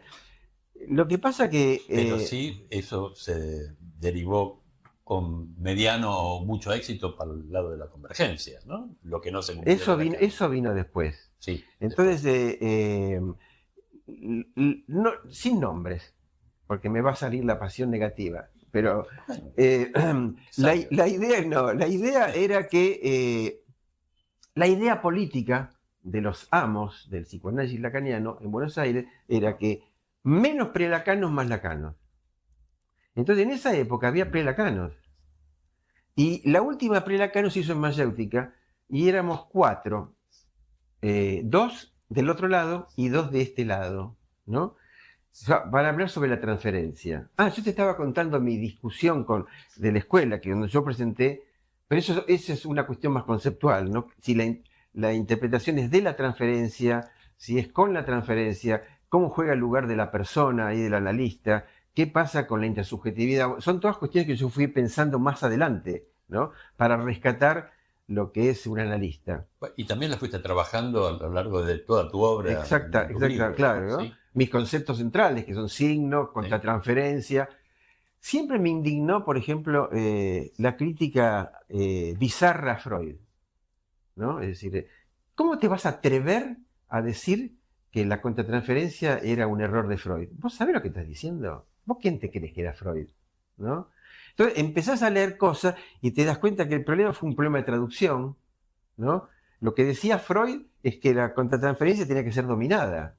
Pero si vos te pones a pensar en lacaniano, dominada es el discurso del amo. Sí. Y el amo es el discurso del inconsciente, es el S1. Entonces, ¿qué estaba diciendo Freud con eso? No como decía el otro psicoanálisis, que la contratransferencia era lo que vos sentías de verdad del analizante. No. Y ahí yo me di cuenta que la última frase de Semilla 23, donde Lacan explica lo que es la contratransferencia, que es apoyarse, Gegen es contra, apoyarse contra un significante para pensar. Bueno, pero entonces viene toda una reconsideración. Signo, persona, presencia, contratransferencia, sentido, significación, bueno, todo algo que haga que el psicoanalista sea de verdad un psicoanalista y no una máquina, ¿no? Como se pensaba. Vos sabés que para el otro psicoanálisis las entrevistas preliminares tenían que ser, el analista tenía que tener un solo traje, varios trajes del mismo tipo, iguales, camisas, varias corbatas, y le poner un cartelito con el nombre del paciente para que no se confunda, para que no se despersonalice. Entonces, en la mesa de las entrevistas había un cartelito con el nombre del paciente para evitar ese problema de confusión. Bueno, estábamos entonces en la Lacano. En la Lacano. Fuimos a Montevideo. Yo fui con un analista que era un tipo, lamentablemente lo perdió la transferencia paterna, porque se dedicó a trabajar con el padre, no importa los nombres, ¿no? No. Pero fuimos entonces a Montevideo, y en Montevideo nos dimos cuenta que no había lugar para hacer la Lacano. Entonces decidimos viajar a Punta del Este, y fuimos 4 o 5, y ahí nos encantó el Hotel San Rafael, que ya no existe más ese hotel. Entonces Bueno, ahí se armó la estructura de la... Ya estaban firmados los tres papeles, los tres documentos, 1, 2 y 3, ¿no? De lo que iba a ser la Cano. Y entonces lo que se decidió fue que cada uno tenía 30 minutos para hablar y que las mesas iban a ser coordinadas por referentes de las instituciones. Entonces, cada institución tiene que llevar 3 nombres. Yo tuve la suerte del día antes de viajar, no me preguntes si me lo dijo Roberto, porque yo no tengo ningún recuerdo de lo que me dijo Roberto. Roberto, que fue mi analista, nunca me dijo nada. ¿Cómo puede ser? Sin embargo, fue mi analista. Bueno, yo qué sé. Para mí las cosas surgían en transferencia. Entonces yo fui a decirle que tenía que viajar al día siguiente a Montevideo a Punta del Este, porque era la primera día de el primer Lacano, y que íbamos a hacer entrar por la ventana lo que queríamos sacar por la puerta. ¿Cómo que había 3 representantes? Si elegíamos que las jerarquías estaban en otro lado. Si habíamos dicho que las jerarquías eran los grados, ¿cómo ibas a hacer eso? Que por qué no hacíamos que cada uno coordinara al que sigue. Cuando yo llegué, estaban nombrando a las personas, les encantó la propuesta, y por supuesto, como el saber no tiene dueño, ¿no? Fue directamente suprimido de quién fue la idea, y a partir de eso fue la estructura del Lacano. Tanto es así, cuando se hizo el libro Vine Lacan, donde se cuenta la historia del Lacano, me acuerdo que me pidieron que yo participara, y entonces el que era el más referente de los lacanos, ¿no? Cuando yo les dije, les quiero recordar que yo fui el inventor de lo que ustedes llamaron a partir de la cuarta Lacano el dispositivo, porque no era un dispositivo. Para Lacan era un artificio, ¿no? No hay un dispositivo, ¿no? Eso era Foucault, era entender qué diferencia había entre Lacan y Foucault, que había sido discípulo de Lacan. Pero eso es otra cuestión. Bueno, Otra cuestión. Entonces le dije que si él recordaba que yo había llevado la idea. ¿Cómo? Me dijo, pero no era tu amigo el que la llevó. No, le digo, mira, no te olvides que él no fue, que él estuvo en Montevideo el primer día. Ah, me dijo, bueno, no hay ningún problema. Así que ese olvido pasó rápidamente. Pero bueno, lo cierto es de que yo tengo esa marca, que yo llevé esa idea, no sé de dónde me salió, seguramente de mi transferencia ética, porque de la dignidad de lo que es el psicoanálisis. Digamos que yo tengo esa posición, me parece, ¿no? Bueno, No menor, ¿no? Porque además es, digamos, conectiva, ¿no? Digamos, conecta con el otro. En tu forma de trabajar también siempre está la importancia esa de acompañar y además de ser acompañado, que no es... Eso me costó años, porque al principio yo creía que la verdad era el saber. Entonces yo me agarraba de lo que se decía Roberto y me peleaba con todo el mundo. Y no me llamaba nada eso, ¿no? La cuestión no es que estás equivocado, sino qué verdad hay en lo que decís. Que no es lo mismo a escuchar al otro y decir lo que no dijiste. Y entonces, el que era político con eso era Isidoro Bej. Él tenía una política, porque hay que reconocer su lugar de analista. Él, cuando le hacías una pregunta jodida, él te decía, oh, che, muy buena tu pregunta. Vos que le preguntas, ¿por qué no lo contestás vos? ¿No? Es la idea que el que hace la pregunta es el que sabe, que es lo que decía Lacan, ¿no? Es piola esa idea, ¿no? Como que... Pero después internalizarla y pensar... Lo que pasa, como me dice mi mujer, lo que pasa es que hazte la fama y échate a dormir. Así que después era... vino Edgardo. ¿Qué va a preguntar? ¿Viste? Lamentablemente no me pude sacar de encima toda esa historia de tantos años. Pero yo no quiero ser así, ¿eh? Pero bueno, o sea, algún día lo seré. ¿Pero vos pensás que eso tiene efectos contraproducentes? Tengo una amiga muy importante, de un director de una escuela, que es muy amiga mía, que cuando me ve y va a presentar un trabajo y pasa lo bien, me dice, y ojo con tus preguntas. Bueno, la verdad es que te toca un poco que te digan eso, ¿no? Es decir, porque entonces pregunte lo que pregunte, siempre va a parecer que es jodido, yo qué sé. Bueno, pero eso tiene como cierta vuelta, cierto pequeño giro humorístico, ¿no? Ya, ojo con tus preguntas. Ahí, por ejemplo, me sirve como idea eso, ¿qué es un maestro, no? ¿Qué es un maestro? ¿Qué es un maestro? En principio es alguien que te impone que repitas ciertas cosas como verdades absolutas. Y vos lo haces como todo chiquito. ¿no? Es decir, por ejemplo, yo de mis nietos usé mucho de mis nietos para mi clínica, Ajá. ¿no? Mi nieto mayor tiene 12 años, entró en el Pellegrini ahora, y yo cuando iba a la Lacan siempre tenía alguna anécdota de él. Ahora tengo una nietita que es mi tesoro último, la Juanita, que tiene 14 meses. ¿Y qué aprendí de ella? ¿Qué aprendiste? La diferencia que hay entre asentir y afirmar. Que lo dice Lacan, y vos no sabés qué quiere decir eso. Asentir, como yo era estudiante de ciencias económicas, es un asiento. El Ah, asiento es de debe y el haber y es una escritura. Ahora, el contador tiene que hacer que el haber sea lo mismo que el debe. Ese es el trabajo del contador, ¿no es cierto? Pero entonces, más allá de que el asiento que vos hagas, la cuestión es cómo lo lees. Y en función de ajá. cómo lo lees, vas a poner en el haber algo que compense. Ajá. Entonces yo a Se mí, trata de reducir la diferencia a lo mínimo, en que no definitiva, haya diferencia, de, no, que no de haya, suprimirla directamente. nada, claro. Entonces, yo le encaro a mi nieta, ¿no? Que tiene enganche conmigo, y le hablo. Tiene 14 meses, ¿no? Ella me mira muy serio cuando yo le hablo. Entonces yo le digo algo, ¿vamos a jugar al avión? ¿Vamos a tocar los botones? Y ella me mira muy seria y dice, eh, eh. Claro, yo tengo que entender que ella está en el tiempo del estadio del espejo. En el Ujú. Fordá está. No, ojalá estuviera en el estadio del espejo. Todavía no está en el espejo, está en el Fordá. Todo lo que no malo lo tiro. Eso quiere decir que vos crees que te escuchó, no, ella asintió lo que vos le dijiste, pero ella no afirma lo que vos dijiste. Después vaya a hacer cualquier otra cosa. Ah, Es decir, que asentir no es afirmar. El analista, ¿qué tiene que ser? ¿Asentir o afirmar? Lacan decía en un texto, yo en los controles al principio le digo a la gente que viene, a lo que ustedes llaman control, le digo todo al principio, todo que sí, le digo. ¿Y vos cómo lo entendés eso? Él afirma lo que dice el más bien analizante se asienta. o así. ¿Te das cuenta de la diferencia sutil, no? Sí. ¿Qué es la diferencia entre oír, escuchar y entender? Por algo tenemos tres palabras, ¿no? Una cosa es oír, otra cosa es escuchar y otra cosa es entender. El analista tiene que oír, cuando Lacan dice "suis sens", oigo sentido, tenés que tratar de oír del sentido, aunque no entiendas lo que quiere decir eso. Eso es lo que Lacan llamó el analista rétor, que eso es una cosa interesante para pensar porque el primer Lacan del seminario 1, en el trabajo sobre Hippolyte, dice, algún día yo voy a dar del psicoanálisis una explicación pertinente de lo que es la intuición.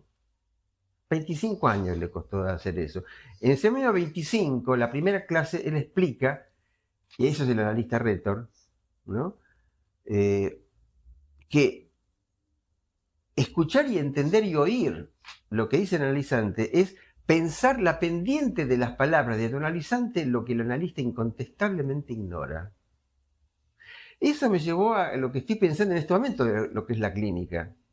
Cuando Lacan dice en el seminario 21, está mal la cadena significante, no hay cadena significante.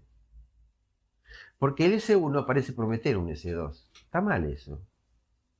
Si bien el S2 es el significante del saber, el S2 es el S2 porque tiene doble sentido.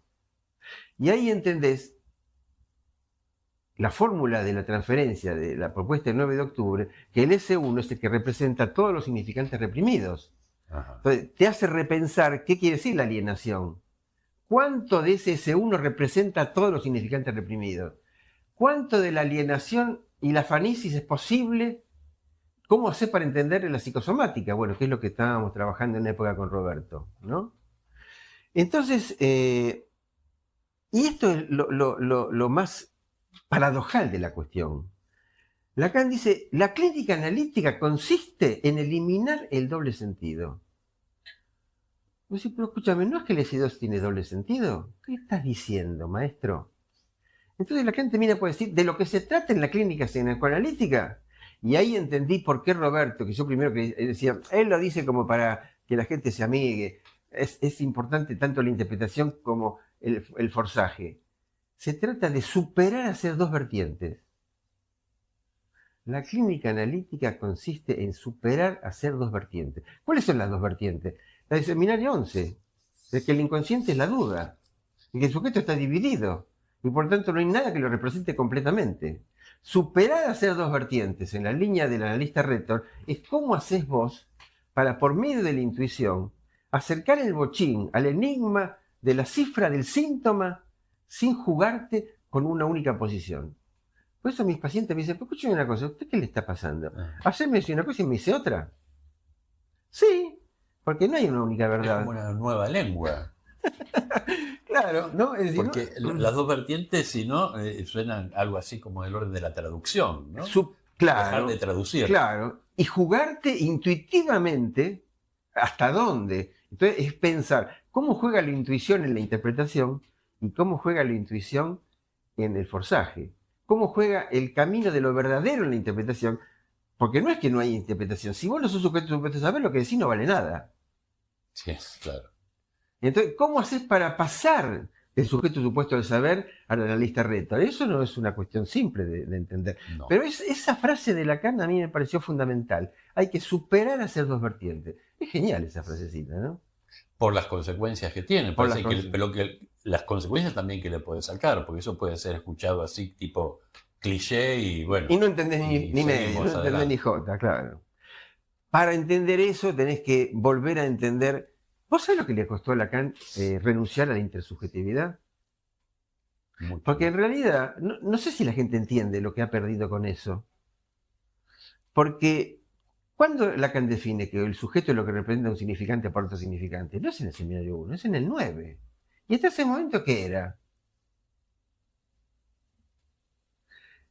La intersubjetividad es cuando él todavía entendía que el analista era una persona.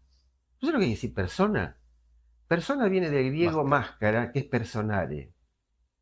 Personare. Entonces, bueno, yo me di cuenta ahora, porque la gente sigue avanzando en el saber, ¿no? Que no solamente el coro usaba máscara para hablar, sino que también en algunas obras el principal actor se ponía una máscara, es decir, que tenía una cierta definición de posición subjetiva. Entonces, cuando Lacan dice que la contratransferencia es apoyarte en un significante, ¿en qué significante? En el significante de la transferencia. ¿Y qué quiere decir eso? Que te tocó algo del analizante. ¿Y qué quiere decir que te tocó? ¿Por qué Lacan dice que la transferencia es amor? No es lo mismo decir que hay amor de transferencia que decir que la transferencia es amor. Cuando Lacan dice en la 21, la transferencia es amor, te hace pensar que hay muchas clases de amores. Por eso mi descubrimiento de la reciprocidad del amor, que una vez yo se los expliqué. Lo hemos hablado bastante en Machática, sí. ¿No? Bueno, que viene, ahí me di cuenta que viene de la matemática esa idea. Pero bueno, eso... Porque claro, reciprocidad no es igualdad. No, para nada, no. La reciprocidad es la manera matemática de resolver las ecuaciones. Es decir, que vos tenés que eliminar las partes de cada parte, numerador y denominador, para llegar a entender lo que es el 1. Y nuestra teoría, como somos erotólogos y no sexólogos, es cómo llegar al eros como 1. Pero el problema es el 1. Ahí me di cuenta que había 20 unos, ¿no? Y empezás a leer las traducciones de Lacan, sobre todo en el 20, ¿no? El goce del otro, del cuerpo del otro, que lo significa no es el signo del amor. ¿Cómo escribís uno y cómo escribís el lo?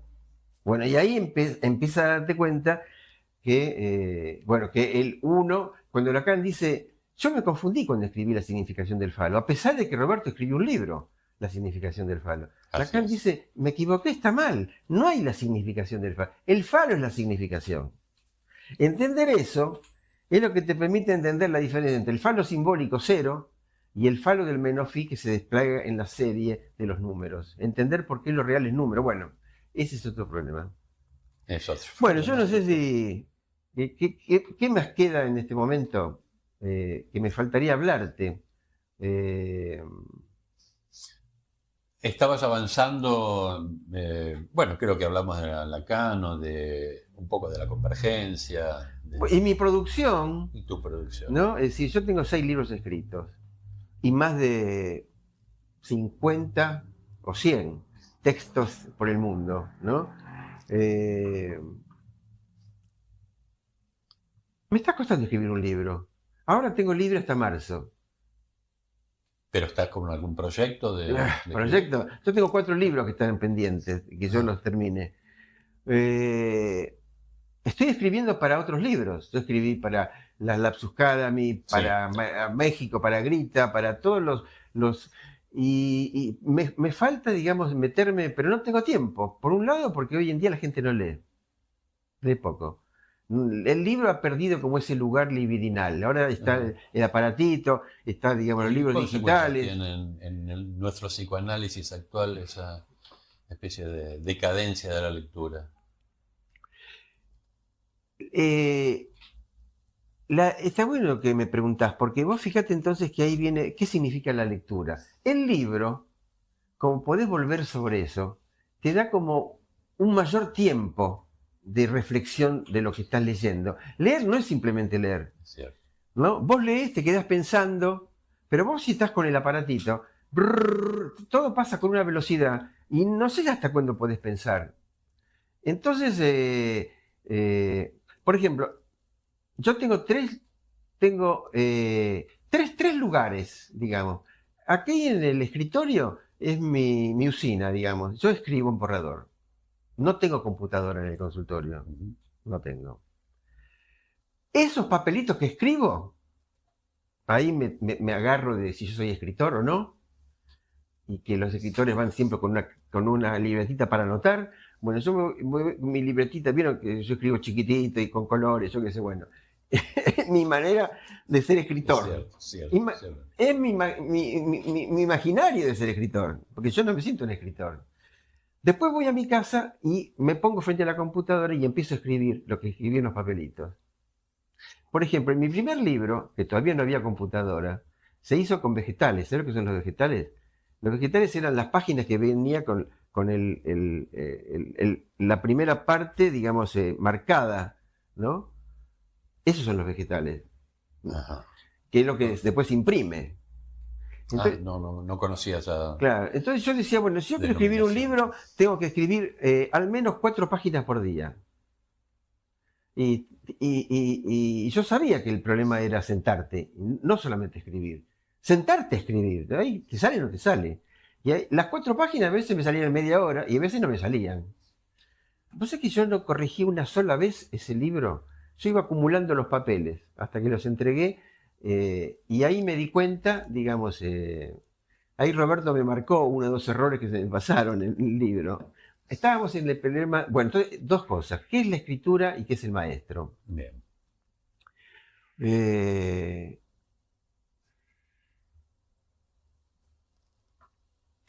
¿Vos para quién escribís? Vos escribís, eh, por ejemplo, mi idea de la escritura era que si vos escribís algo, tiene que durar. Durar que sí que haces pensar. Entonces yo lo que decía, si yo escribo un libro y dura hasta la pubertad, es porque quise decir algo. Entonces yo leo mis libros y me sorprende quién era yo, porque yo no soy ese que era hace 25. Mi primer libro fue en el año 98, ¿no? ¿Hace cuánto que es? 27 años. 27. Yo no sé dónde está ese, dónde fue, lo que yo sabía. Ahí me di cuenta que lo que vos sabés es lo que lees en ese momento.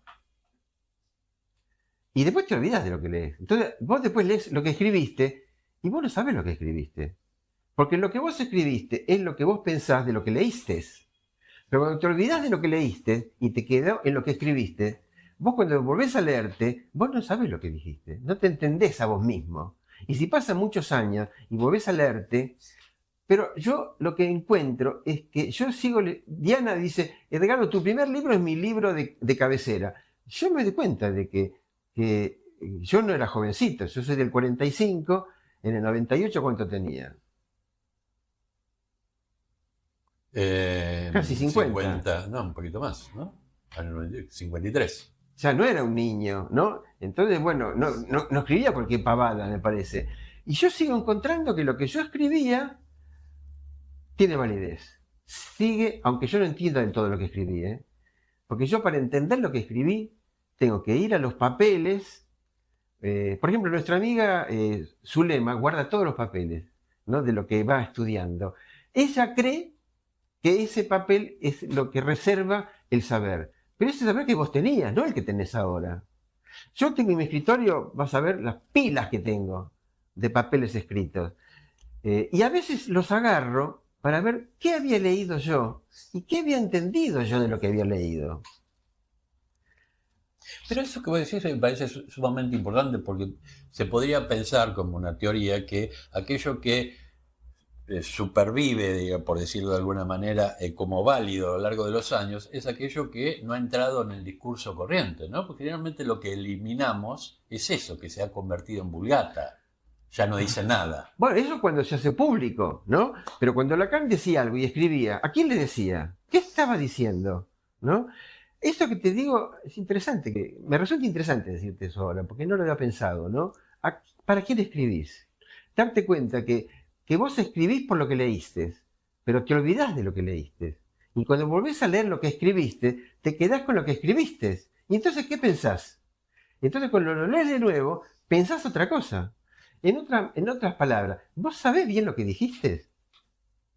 Por ejemplo, Roberto en uno de los libros, que yo no me había dado cuenta, él lo toma de mi libro primero, segundo, ya no sé, cuando yo dije que lo real forcluye el sonido, pero no el sentido. Así es.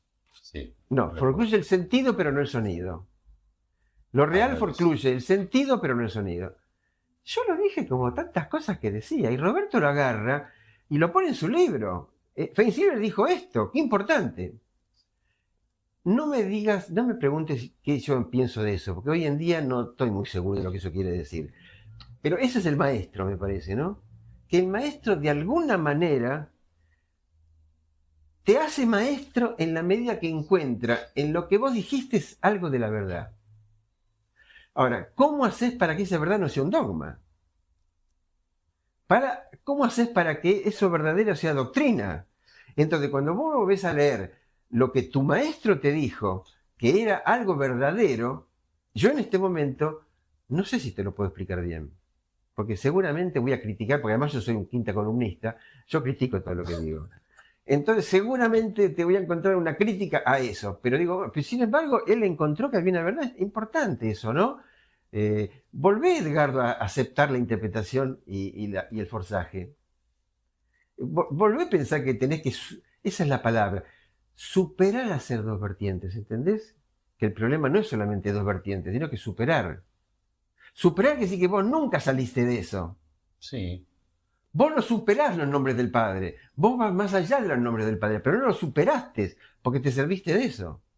Superar a ser dos vertientes es hasta dónde te munís de la interpretación para hacer algo del orden del forzaje. ¿Y eso qué quiere decir? ¿Cómo haces para acompañar a tu paciente en el camino de imitación de monito, de asentimiento que tenés cuando sos un chico, para encontrar tu propio camino? Bueno, después de esta charla tan interesante y abundante en conceptos. Para ambos lados. Para ambos lados. Para mí también, ¿eh? Bueno, te agradezco. Para mí ha sido como todo un camino recorrido inesperado. Y dentro del contexto de la proximidad del 50 aniversario de Mayéutica, te quería preguntar, ¿cuál es tu visión de la actualidad de la institución y qué ves como que en lo actual se abre o se cierra hacia el futuro? Dentro de... Es una pregunta muy importante, muy cuidadosa para responder, muy apasionada, porque ahí se juega de alguna manera tu pasión también, ¿no? Así es. Mi padre siempre me decía, che, ¿qué les pasa a ustedes que son siempre los mismos? Siempre me decía eso, ¿no? ¿Cómo no pueden pasar de los 20 y pico? ¿Qué pasa? Entonces yo a partir de ahí tenía una ilusión, ser 50. Yo deseaba que fuéramos 50 para responder a mi padre. Y cuando fui presidente éramos 50. Entre los miembros y los asociados y yo qué sé, las distintas categorías, éramos 50. No duró, lamentablemente. No pudo sostenerse. Ahora somos 30, más o menos, 30 y pico, no sé. Pero sigo con la ilusión de que seamos 50 algún día, ¿no? 50. 50, exactamente, que seamos 50. Pero para ser 50 tenés que ser al menos 50. Yo lo que veo es que hay todo un crecimiento, ¿no? Es decir, yo veo que no fue infructuoso nuestro camino en la institución. Hubo crecimiento de mucha gente que tiene un discurso pertinente, que traen ideas, que vamos a ver cómo se puede desarrollar. Así que eso me tiene muy contento, podría decir, ¿no? Porque vos podés pensar de que no somos nada, yo qué sé, mañana te vas de este mundo y todo sigue, yo qué sé, es decir, ¿qué quedó? ¿Para qué serviste? A lo sumo podrías pensar que serviste para dejar algo para tus hijos y tus nietos, yo qué sé, es decir, aunque no sea lo mismo. No sé si algún de mis hijos, mis hijos no son psicoanalistas, y no sé si algún nieto mío va a ser psicoanalista, no lo sé. Pero por lo menos que algo de lo verdadero circule, digamos, ¿no? Que no caiga, digamos, para mí es incomprensible el momento político del país en que vivimos, a pesar de que yo sigo siendo muy porteño y muy argentino. No puedo entender qué es lo que ha llevado a que se piense de esta manera. No puedo creerlo, no puedo entender. Pasar del insulto a la pregunta, ¿no? O como dice mi nieto, ¿vos lo votaste? Bancátela, ¿no? Tiene 12 años y ya dice eso. Bueno, ¿qué pienso de la institución? Yo veo que hay un crecimiento, yo veo que hay gente que se ha desarrollado, que... ¿qué hicimos con la herencia nosotros? ¿Cuál fue la parte de la herencia que tuvimos de nuestro maestro? ¿Cuál fue lo bueno y lo no bueno que tuvimos de esa herencia? El ícono de mayéutica, el símbolo de mayéutica, que para muchos es desconocido, ¿no? Esa articulación de puntos que llegan a una cima. La cima, lacanianamente hablando, es el significante uno, que es el significante del inconsciente, y su lectura. También se puede leer de manera más especular, ¿no? Es decir, como que hay una jerarquía y están, digamos, los obreros. También, piramidal. La gente de mala leche, no, sacarla, de mala intención te va a decir de que amos que quieren ser ustedes. Roberto, a ver, si la transferencia es amor y el amor es amistad, ¿qué idea de la amistad tenía Roberto? Él era, en parte tenía razón, ¿no? Porque mira lo que me pasó a mí cuando yo quise hacer un cártel con todos los miembros de Mayéutica. Se fue entonces a la miércoles. Porque todos, ¿quién quería ser el number one? Entonces, ¿cómo haces para mantenerte arriba teniendo a otros? Sin análisis es imposible eso. Así es. Y siempre hay un resto de narcismo, siempre hay un resto de primero yo, no sé qué decirte. ¿Qué idea tenía Roberto? Roberto tenía, por ejemplo, ¿cómo fue mi relación con él? Yo era amigo de Roberto, pero por las ideas.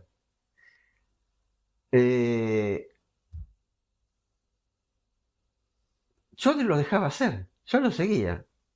Aunque después podía criticar algunas cosas, pero nunca fue de igual a igual, vamos sentados a tomar un café para hablar de lo que va a hacer. De la amistad en un sentido totalmente ético. Absolutamente ético, claro, sí. ¿No? Y me parece que eso fundó una estructura, que por eso, porque mi papá me decía, ¿por qué son siempre lo mismo? Porque esa es la estructura que teníamos. No había una apertura para el afuera, ¿no? Eso que decía Roberto, no que te da mayéutica, ¿qué le damos a mayéutica si querés que te dé? ¿No? Por eso su teoría de que había que sembrar afuera para cosechar adentro.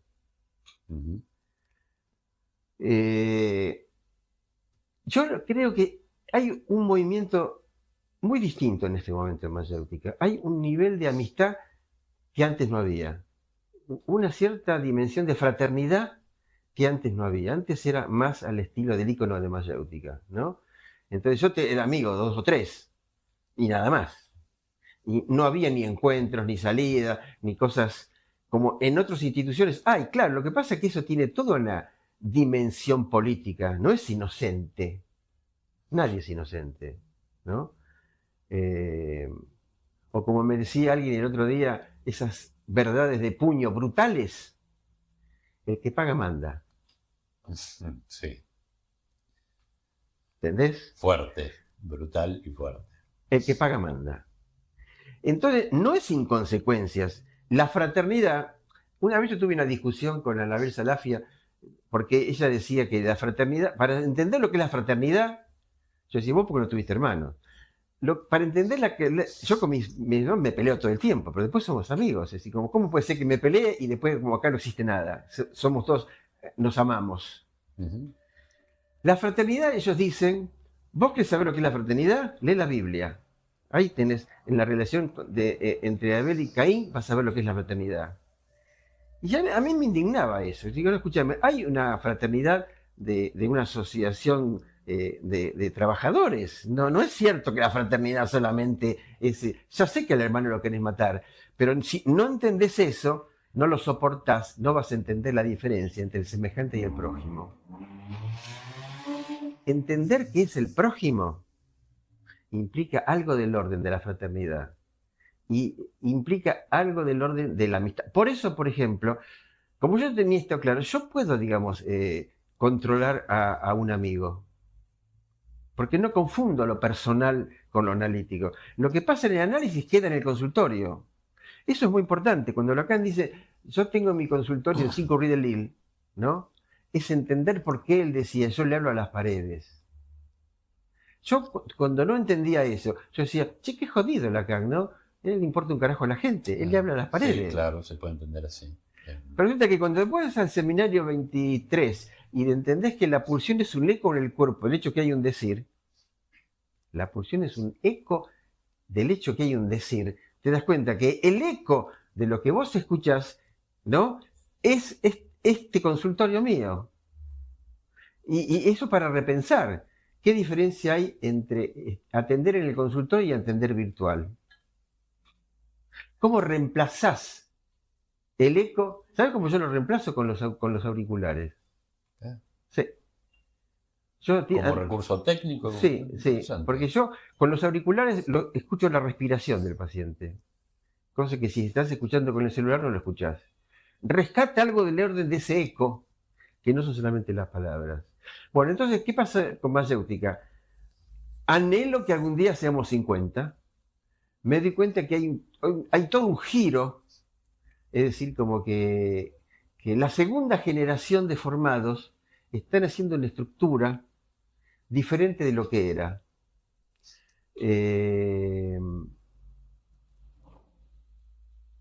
Y si no queremos ser la bruja cachabacha, tenemos que apoyar eso, ¿no? Es decir que... Absolutamente cierto. Lo contrario es, ¿a dónde vas con ese supuesto purismo de la estructura vertical, ¿no?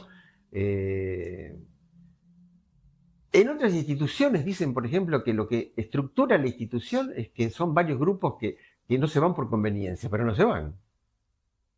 Y entonces la fraternidad podría implicar que se armen distintos grupos y que vos los puedas soportar. ¿Qué quiere decir soportar al prójimo? Que no sea solamente tu semejante, con el que vas a tener rivalidad y agresividad. ¿Qué quiere decir amar a tu prójimo como a ti mismo? Bueno, así que en ese sentido yo apoyo la idea de prójimo que está surgiendo en mayéutica y lo que no entiendo es por qué nosotros, que estamos mucho más cerca de la verdad que otros, no logramos eso llevar a la política, ¿no? Suponete, llevamos nuestra idea de las designaciones, están muy contentos, pero todos van con el pase, ¿viste? ¿Y por qué? Y escúchame, con lo que yo digo, es decir, no es lo mismo prometerle un asiento a alguien que prometerle un sillón en el Olimpo. ¿Vos qué le prometés con la designación a los analistas? ¿El saber divino? ¿El saber del Olimpo? Y más no sos religioso. O tu religiosidad es tu neurosis, mejor dicho, siendo freudiano, ¿no? no es un dogma, sino que tu religiosidad es tu neurosis. Por ese lado. Por ese lado. Y no es lo mismo ofrecer, digamos, el sillón del saber en el Olimpo que ofrecerle a... No, me recibí, ¿no? Por ejemplo, ayer en los premios Hormiguita Viajera, que mi mujer Ana Padovani recibió un premio en la Biblioteca Nacional, había una mujer que dijo, yo era psicoanalista, fui psicoanalista 10 años, y cuando recibí el título de psicoanalista lo dejé para ser narradora. Yo me quedé al helado. ¿Recibiste el título de analista? La verdad que son esas cosas que decís, ¿qué escuchás? ¿No? ¿Dónde te formaste? ¿No? Es decir, ¿qué estás haciendo creer? ¿Que sos un técnico? Bueno. Bueno, tal vez con esa paradoja podemos concluir, ¿no? En Parece, algo ¿no es cierto? absolutamente contundente. ¿Qué título queremos ofrecer nosotros? Es decir, ¿qué idea de grado tenemos? Porque los grados, que son nuestras designaciones, no eliminan las jerarquías. Los grados ponen un orden a las jerarquías. Bueno, esa es la cuestión de cómo lograremos hacer existir el semejante con el prójimo, cómo hacemos para seguir pensando y ofreciendo un lugar que te permita pensar, ¿no? Es decir, y eso es lo último que me preguntabas, que es un fenómeno, ¿no? Cuando la institución era Pasa y Cártel, o nosotros, Designación y Cártel, ¿no? Había como una necesidad de interlocución con tus compañeros. ¿Qué creó la convergencia? La posibilidad de trabajar en grupos con otra gente. Todos los miembros de Mayéutica forman grupos con analistas de otras instituciones. No hay, eso es para pensar, ¿no? ¿Por qué pasa eso? ¿Por qué no hay cárteles de Mayéutica? No hay. ¿Es sin consecuencias eso? Eso es sin consecuencias respecto de que por qué, digamos, están muy de acuerdo con nosotros, pero eso no los lleva, digamos, a practicar nuestra práctica. Bueno, dejo esa pregunta. Son preguntas que quedan abiertas. Sí. Muchas gracias, Ricardo.